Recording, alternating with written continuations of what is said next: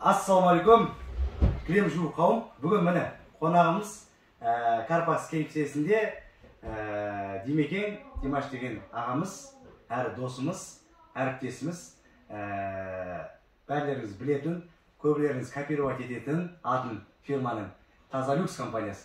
Неге солай ғой? Солай. Қазақстанда емес, даже шетелде сіздің маркаңызды копировать етіп қазақша қалай болады? Копирует очень, да? Солай. Жақсы. Алыстан 6 жастағы бала келсе атын сәлем бер дейді. Біз бағана тәкаппарлық жасамай, кішкене төмен отырайық Димекеңнің қасына. Демеке, біріншіден қош келдіңіз. Рамазан айы мүбәрәк болсын, сауатқан оразаларыңыз қабыл болсын. Мен негізі айтайын деген камераға, біріншіден осы салаға менің келу себебім, біз негізі ең бірінші осы Қазақстан бойынша крем ашушылардың, жуушылардың көшбасшысы біз болдық. Солай ғой? Ең біріншілерден Гаврачиста деген компания бар, Ерік деген жігіт, Тазалюкс мысалы, сіз сол бір жылдары, плюс-минус сол бір жылдары ашылдық. Сіз барсыз, сосын Еврокарпет клиник болып, біз ашылдық. Одан кейін Инамжан аға, сол бір жылдары ашылды или бізден кейін ашылды ол кісілер? Бір уақыттарда ғой. Бір уақыттарда, да? Сол бір. Ары кетсе қанша біздің конкурентіміз болды деп ойлайсыз сол жылдары? Или серіктестеріміз деп айтайық, конкурентіміз? 8-10 шақты болған шығар. Ну, неше, бәрі сезонды сияған жоқ қой бізде. Қыста жабылып, жазда ашылып, ну, конкретно стабильно осы бір 4 компания болған шығар. 4-еу, наверное. Действительно, интернеттің бағана бірінші бетіне шығатын, да? Сол кезде бағана біздің өзіміздің компаниямыз болды. Біз бағана Туркуаз деген холдингтің 11 жылдық дистрибьютор болдық. Өзіміз профессиональный бағана Джонсон, Диверси, Эколаб, Хенкель деген әлемдік бағана маркаларды ресторан, 5 жұлдызды отель, сондай жерлерге сатып жүрдік. Сол жердегі бағана өзіміздің химиямыз қолдандық, бірақ соның өзінде біздің көңілімізден шыққан жоқ. Сол кезде Димеке сізбен бірге таныстық, сіз маған осушитель воздуха, осушитель воздуха іздеп келдіңіз. Иә, іздеп келдіңіз, алып келіп бересің ба дедіңіз. Сосын мен болды, бір айдың ішінде алып келемін дедім. Сосын мен алып келдік, қойдық. Сосын кремдеріңіз өз уақытысында келе бастады, жұмыста өсе бастады. Солай ғой? Пайдасы тиді ме, тиген жоқ па сол кезде? Тиді ғой. Іздегеннен кейін. Енді бұл жердегі тема осушитель емес. Сол кезде мен сұрадым бағана, Демеке, сіз қандай шампунмен жуасыз деп. Сол кезде айтты, Түрктің шампунмен жуатым деп. Рас қой? Енді атын айтпай қойып, дұрыс болмайды. Түрктің шампуны. Иә? Подтверждайте, да? Сосын мен айттым, бір 2-3 литр бер деп едім, разговор жоқ деп, бір күн қарасам, Демекенің өзі нұры бетінде жарқырап, қолында 5 литр канистрасы бар. Хотя 2 литр сұрағам, бүйтіп есіктен кіріп келеді. Соны әлі ұмытпаймын. Бізде ворота болды. Ворота бүйтіп ашқан кезде ар жағын бүйтіп күн артынан ұрып тұр. Демекенің көлеңкесі алдынан. Былай специфик жанады. Қолымда 5 литр канистрасы бар. Міне Ереке деп 5 литрді берді. Сол Түрктің шампунын жудық. Действительно, бізге де ұнады.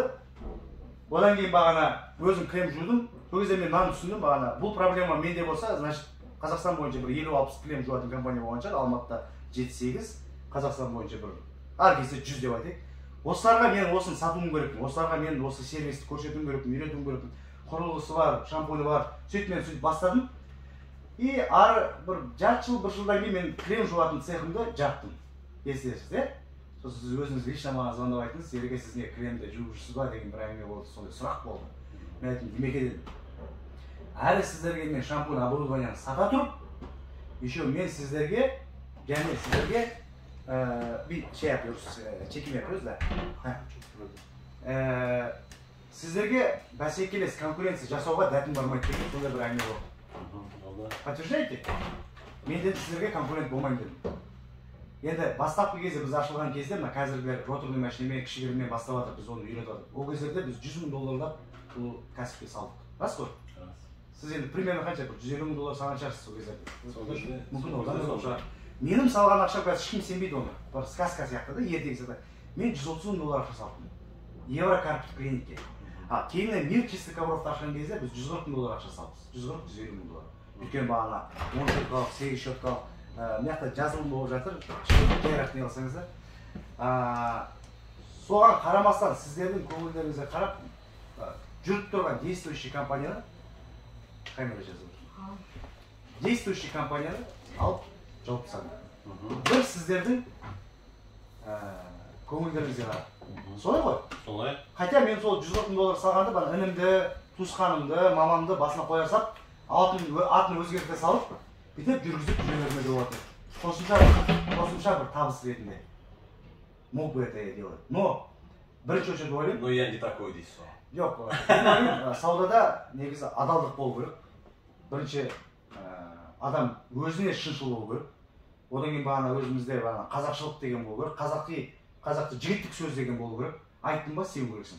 Хоть $1 миллион инвестициясы салған бизнес болса да, айттың ба, бітті жабу керек.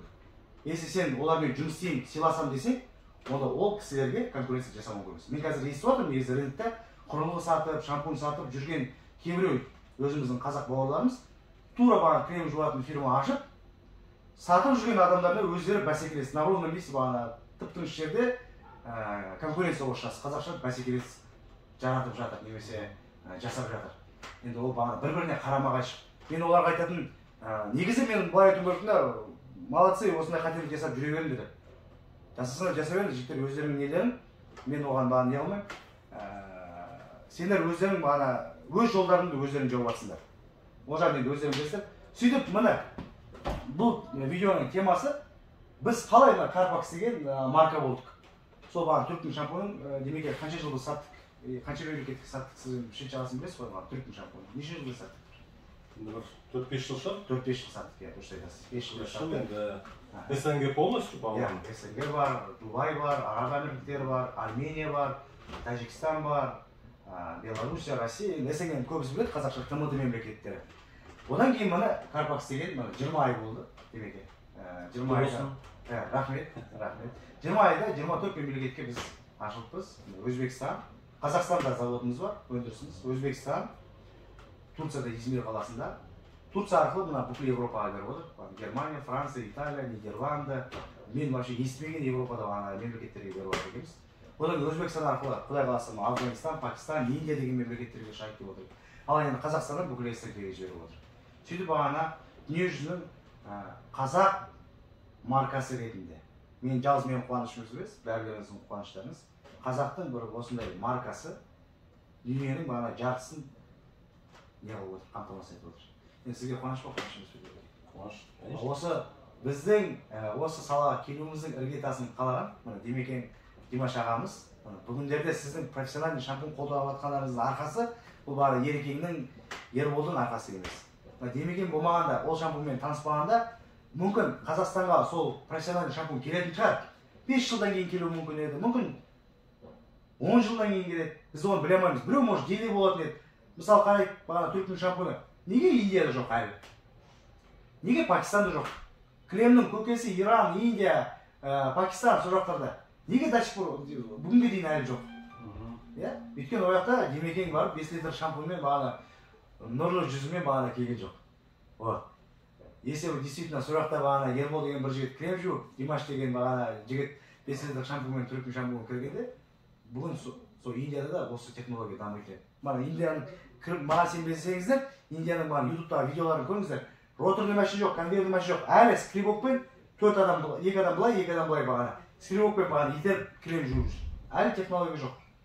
1,5 миллиардтық бағана халқы бар Индияда. Пакистанда әлі технология жоқ. Крем жуу дамып тұрған жер ең бірінші Түркияда, екінші Қазақстан, екінші орында тұрған Қазақстан.